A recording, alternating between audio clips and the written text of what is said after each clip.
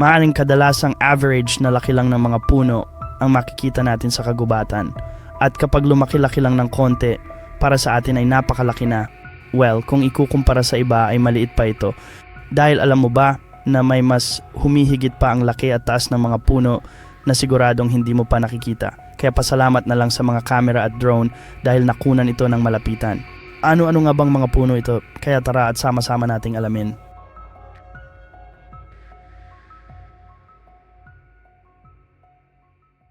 Centurion o Eucalyptus renia.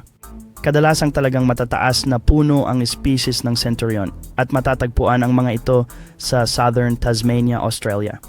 Tumataas ito ng mahigit 99 meter at may paikot na laki hanggang 4 to 5 meters. Talagang matitibay ang mga kahoy ng centurion lalo na kung gagamitin sa mga bahay. Noon ngang 1934 namangha ang mga tao dahil kahit na nilamon ng wildfire ang kagubatan ay karamihan sa mga centurion ang nakasurvive dahil sa kunat ng katawan nila. Naiulat din na ang pinakamataas na centurion ay umabot ng mahigit 100 meters at halos 6 meters ang paikot. Baobab tree. Ang baobab tree ay kadalasang matatagpuan sa savanna sa South Africa at sa iba pang bansa at tinatawag din nila itong tree of life.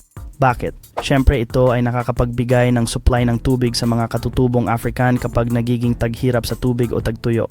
Tumataas ito ng 20 to 100 feet na talaga naman sobrang taas at ang lapad na paikot ay umaabot ng 36 feet. Ang loob ng baobab tree ay guwang at may sariling tangke ng tubig. Tumatagal din ito ng hanggang 4,000 years kung hindi aabusuhin. Isa pa ginagawa rin itong tahanan ng mga tao para naman mabawasan ang sobrang init ng panahon. Kauri tree. Karaniwang tinatawag nila itong mammoth tree dahil sa laki ng puno na ito. Matatagpuan ang kauri tree sa New Zealand at mula noon pang unang panahon hanggang ngayon ay nananatili paring matibay na puno. Ang average na taas nito ay 30 to 40 meters at mahigit 1 metro ang paikot. Ngunit may nag-iisang kauri tree na pinakamalaki at pinangalanan nila itong Maori. Ito lang naman ay may taas na 51 meters at paikot na 13 meters.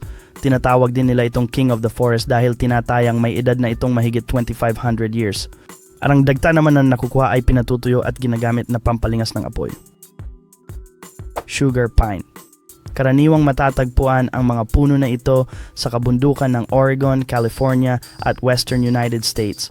Ang puno ay kilala ring Pinus lambertiana. Kadalasang tumataas ito ng 130 to 200 feet at may paikot na 5 to 20 feet. Ngunit nitong February 1, 2021 lamang ay naitala ang pinakamalaking sugar pine na may taas na 273 feet. Ito ay nadiskubre noong 2015 sa Yosemite National Park. Bukod sa sobrang laki ay talagang napakaganda rin ng kahoy nito kapag nilalagare. Kaya marami ang pumuputol nito lalo na at hindi naman talaga illegal ang pumutol ng sugar pine basta hindi nila susobrahan. White Knight, Managam. Kadalasang ang taas ng mga puno na ito ay mahigit 50 meters at hindi sila masyadong kilala sa kagubatan kahit sa Northern Tasmania ito matatagpuan. Ngunit alam mo ba na may pinakamataas na naitala na ganitong puno at ito ay tinawag nilang Sir Vim. May taas ito na mahigit 91 meters at tinatayang nasa 300 years na. Ayon pa nga sa mga eksperto, ang White Knight tree ay ginamit ng mga sinaunang tao upang gawing pansalag at pana lalo na ng mga katutubo doon. Mengaris. Ang Mengaris o kilala sa scientific name na Compassia excelsia ay talaga namang nakakabilib ang laki. Matatagpuan ito sa Pilipinas, Thailand, Malaysia at Indonesia. Sa taas ng puno ay ito ang paboritong tirahan ng mga giant honeybee. Karaniwang tumataas lamang ito ng hanggang 70 feet.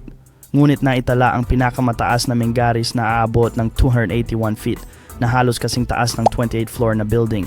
Ngunit kahit mataas ang Mengaris ay nagagawa pa rin itong akyatin ng mga tao para manguha ng honeybee. The Dormer Tree. Bagaman hindi ito ang pinakamataas na puno, ay isa naman ito sa hindi kauri ng redwood na sobrang taas. Ang Dormer Tree ay naabot ang taas na 327 feet o halos 100 meters. At ang puno na ito ay tinatayang nasa 500 years old na. Ayon pa sa mga eksperto, isa rin ito sa pinakamatandang puno na matatagpuan sa kagubatan ng Coast County sa Oregon. Yellow Meranti. Sa Thailand at Malay Peninsula, may isang uri ng puno na sobra din ang taas. Ayon sa ilang specialist, Ito ang pangalawa sa pinakamataas na puno sa mundo at talagang bibilib ang ilan kung makikita ito ng personal. Tamang-tama ito para sa mga wild animals na naninirahan sa mga gubat. Ang taas ng puno ay inaabot ng 330 feet o mahigit 100 meters. Kapag nakukunan ito ng drone ay kadalasang may mga ulap na malapit sa ibabaw ng puno na parang alapaap. Gayunpaman, kahit na sobrang taas nito ay marami pa rin ang taong umaakyat para ma-experience ang ganda ng tropiko. Sitka Spruce. Ang puno na ito tinatawag din nilang Raven's Tower. Matatagpuan ang malalaking puno na ito sa iba't ibang parte ng California. Karaniwang tumataas ito ng mahigit 197 feet.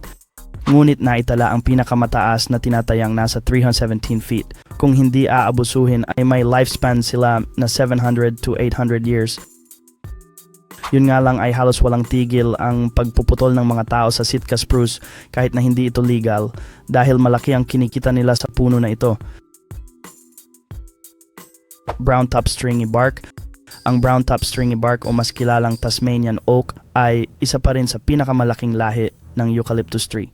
Matatagpuan ito sa Australia at syempre paborito itong pagkain ng mga koala. May nakakabilib na laki ang puno na ito na tumataas ng 300 feet at paikot na 10 feet. Ang pinakamataas na naiulat ay natagpuan sa Tasmania na may haba na 324 feet.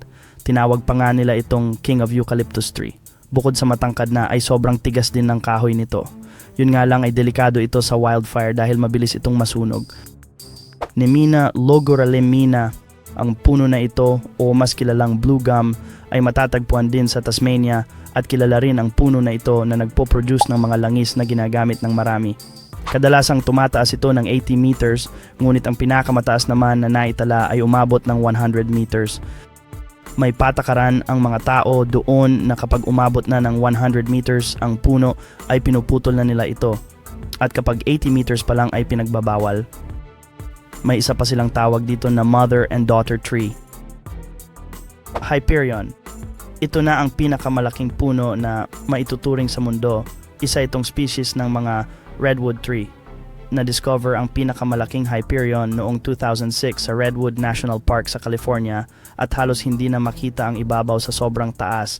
Ang puno ay tinatayang nasa 380 feet at patuloy pang tumataas.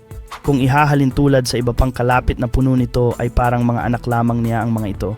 Kaya naman iniingatan ito ng mga tao doon dahil napaka-rare ang laki ng puno na ito. Yan lang muna ang mga video natin sa ngayon. Ikaw alin sa mga puno na ito ang pinakamalaki para sa iyo. Kaya tara at pag-usapan na yan kung may nakita ka na ring napakalaking mga puno.